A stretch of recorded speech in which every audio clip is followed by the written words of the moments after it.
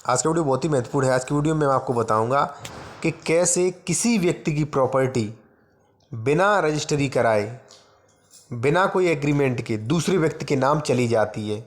ठीक है।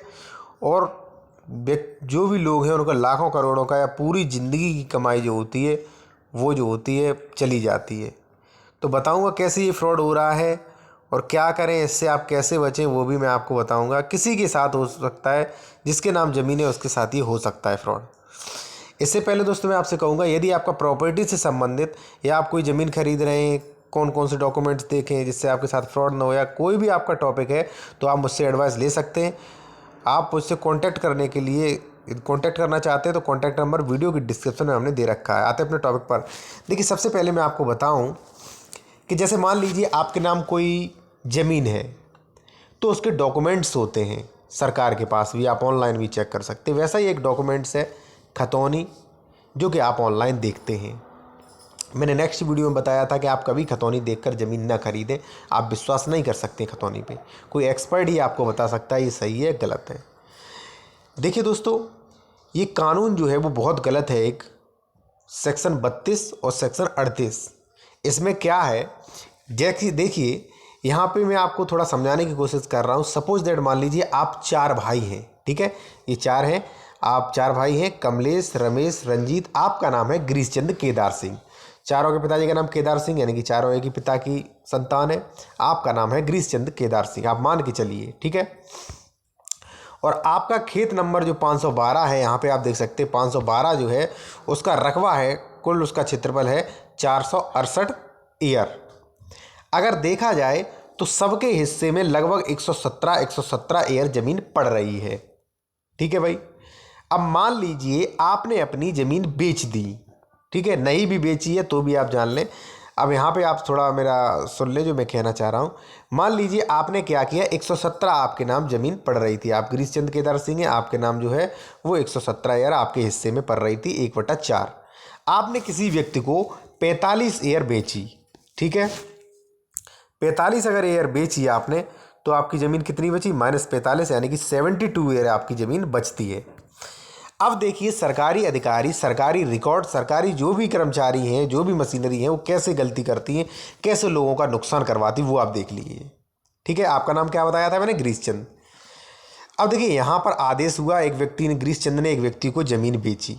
ठीक है, तो यहाँ पे आदेश, यहाँ पे आप पढ़ें, देखिए क्या लिखा है, मैं आपको स्पष्ट पढ़वा देता हूँ। देखिए यहाँ पे आप सीधा पढ़ें, आदेश श्रीमान तहसीलदार महोदय। ठीक है, ये दिनांक और ये बात ग्राम। ठीक है, यहाँ पे लिखा है कि 512 मिन जुमला गाटा नंबर, कुल रकबा इसका है 468 ईयर का 1/4 भाग, विकृत रकबा 0.045 ईयर। अब इसमें न लिखा है 1/4 पूर्ण भाग, भी नहीं लिखा है, न लिखा है में से इतना भाग। तो उन्होंने क्या किया, 0.45 ईयर ये लगा दिया। ठीक है, और उसके अनुसार विक्रेता गिरीशचंद केदार सिंह करहल, हाल निवासी ये जसवंत नगर, जिला इटावा का नाम पृथक करके, यानी कि इनका नाम हटा करके यहाँ पे आप देख सकते हैं क्रेता श्रीमती प्राग श्री का नाम कर दिया गया है भाई। ठीक है, अब इसमें गलती कितनी बड़ी हुई अधिकारियों की वो आप देख लीजिए भाई। देखिए गिरीशचंद, यानी कि आपने ज़मीन कितनी बेची थी भाई, मात्र 45 ईयर, आपके हिस्से में थी 117 ईयर, यानी कि ज़मीन जो है लगभग 72 ईयर जो है वो आपकी बची थी। ठीक है, तो यहाँ पे आदेश होना चाहिए था कि गिरीशचंद, यानी कि 512 मिन जुमला में 468 हेक्टेयर में 1/4 में से विकृत रकबा जो है वो 45 ईयर है। ठीक है, आदेश गलत सलत कर दिया तहसीलदार, जो भी हो, आदेश गलत हो गया, कोई त्रुटि हो गई। अब भाई जब नेक्स्ट खतौनी, नई खतौनी बनी, ठीक है, तो नई खतौनी में गिरीशचंद का नाम बिल्कुल हटा दिया। ठीक है, और प्राग श्री जो कि खरीदी थी उनका नाम पूरा आ गया, यानी कि अब ये 1/4 की मालिक हो गई। लेकिन इन्होंने खरीदा जो था वो मात्र आधा बीघा 45 ईयर ही खरीदा था। गिरीशचंद का नाम यहाँ से बिल्कुल हटा दिया गया। ठीक है, यानी कि गिरीशचंद की ज़मीन तो चली गई।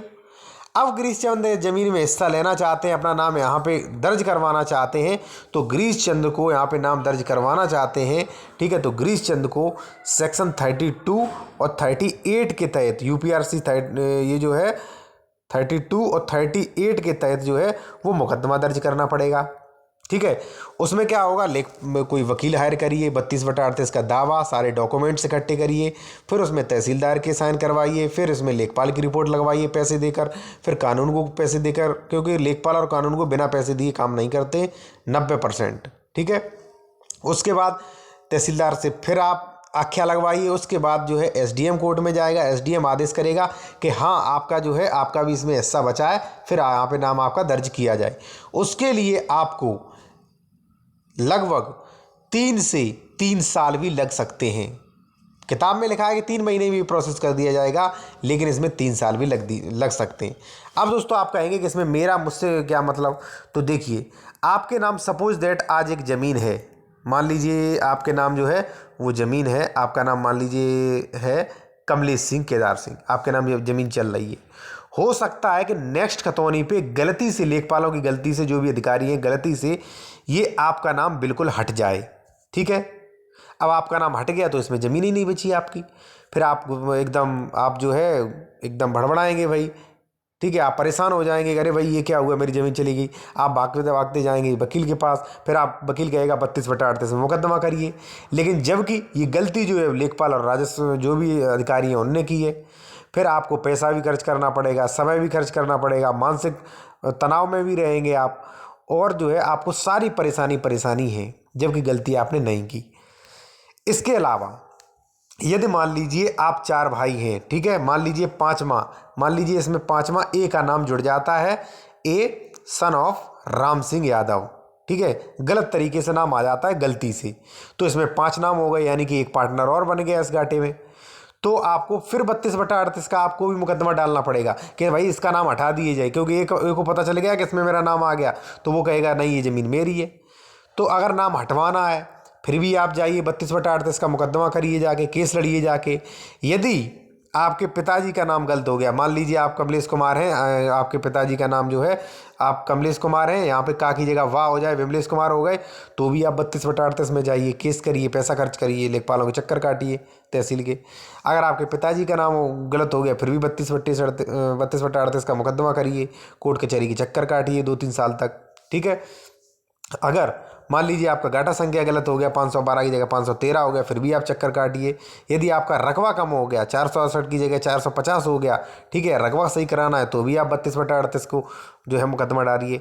अब मैं ये सरकार से ये पूछना चाहता हूँ, और आप लोग भी इस वीडियो को शेयर करें, कि जब मेरी कोई गलती नहीं, लेखपाल ने गलती की है, आपकी मशीनरी गलती कर रही है, आपके कर्मचारी गलती कर रहे हैं रिकॉर्ड में, ठीक है, तो जो काश्तकार है जिसके डॉक्यूमेंट्स में गलती की, वो क्यों इसका खामियाजा भुगतता है। ठीक है, वो पैसे भी खर्च करे, लेखपाल के चक्कर काटे, टाइम भी बर्बाद करे, परेशान भी हो। ठीक है, जबकि लेखपाल ने गलती की है तो लेखपाल को सही करनी चाहिए, या मान लीजिए जो यहाँ पे कर्मचारी बैठे उन्हें सही करनी चाहिए। सही तो वो करते, लेकिन जिसके साथ गलती कर दी वो बेचारा जो है परेशान हो जाता है, डॉक्यूमेंट्स इकट्ठे करता है, वकीलों से पैसा देता है, लेखपालों को पैसा देता है, फिर वो कोर्ट कचहरी की चक्कर काटता है। तो मेरा कहने का मतलब ये है भाई, कि जो खतौनी में गलतियां हो जाती हैं बाय मिस्टेक, कोई अक्षर नेम या मान लीजिए कोई भी कुछ गलती हो जाती है, आदेश में गलती हो जाती है, तो उसमें 32/38 का मुकदमा क्यों करें हम। गलती की लेखपाल ने, आपके अधिकारियों ने, तो वो सही करें, हमें क्यों दावा करना पड़े, हमें क्यों डॉक्यूमेंट्स इकट्ठे करना पड़े। तो लोगों के साथ बहुत नाइंसाफ़ी हो रही है, और ये जो धारा है सेक्शन 30-38 बहुत गलत है। सीधा ये प्रावधान होना चाहिए, यदि लेखपाल ने गलती की है तो वो सुधार के देगा। ठीक है, लेकिन इसमें जो है लेखपाल गलती करते हैं, क्योंकि लेखपाल गलती करेंगे तो लोग आएंगे रिपोर्ट लगवाने, तो लेखपाल को पैसा देंगे, रिश्वत मिलेगी, वकीलों के भी घर चलेंगे, ठीक है, अधिकारियों को भी रिश्वत मिलेगी। तो ये जो कि बहुत गलत है। एक धारा के बारे में और को आपको बताऊंगा, वो धारा जो है वो है 6 ये क्या है भाई, ये CH6 जो है उसका एक वो है, ये चकबंदी की धारा है। दोस्तों अगर मान लीजिए आपके गांव में चकबंदी चल रही है, मान लीजिए आपने 2003 में एक बैनामा करवाया था किसी व्यक्ति से, ठीक है, और आज 2022 में आपके यहाँ चकबंदी आ गई, ठीक है, चकबंदी की पूरी प्रक्रियाएं हो गई। और यदि चकबंदी की प्रक्रियाएं वो हो रही हैं, जो 2022 में चकबंदी चल रही है, अगर उस चकबंदी की धारा 6 हो गई, यानी कि चकबंदी की सारी कार्रवाइयाँ निरस्त हो गई, जो तो 2003 में जो ज़मीन खरीदी थी वो भी उस व्यक्ति के नाम चली जाएगी जिस व्यक्ति से आपने खरीदी थी। ठीक है, अब जब उस व्यक्ति के नाम चली जाएगी ये ज़मीन भाई, तो वो व्यक्ति हो सकता है बेईमान हो, आपको परेशान करे। अगर नहीं भी परेशान करता है फिर भी आपको रेवेन्यू न्यायालय में दोबारा दाखिल खारिज कराना पड़ेगा। ठीक है, कब? जब आपकी सीए चकबंदी 6 होती है। तो भाई इसमें आपकी गलती क्या है? कार्रवाइयाँ निरस्त हुई, वो चकबंदी की निरस्त हुई, धारा 6 जो हुई वो चकबंदी हुई। ठीक है, तो रूल तो जो है कि चकबंदी 6 होती है तो ऑटोमेटिक राजस्व न्यायालय जो है वो सभी के जो भी रजिस्ट्रियाँ हैं, जो भी नाम इधर से उधर हुए हैं वो सही करें, लेकिन वो नहीं करते हैं, वो रिश्वत लेते हैं और लोगों को चक्कर कटाते हैं। तो रेवेन्यू न्यायालय है, वहाँ पे ध्यान देने की ज़रूरत है। रेवेन्यू न्यायालय जो है उसमें सेक्शन 32/38 जो है वो इतना गलत है। मान लीजिए गलती सरकार कर रही है, कर्मचारी कर रहे हैं, तो फ्री ऑफ कॉस्ट होना चाहिए गलती सही।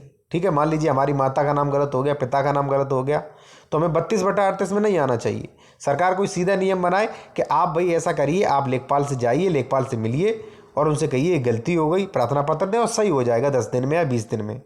नहीं, आप जाइए, बहुत लंबा प्रोसेस करिए, जाके किताब में लिखा है 3 महीने में होगा, लेकिन वो 3 सालों में भी नहीं हो रहा है।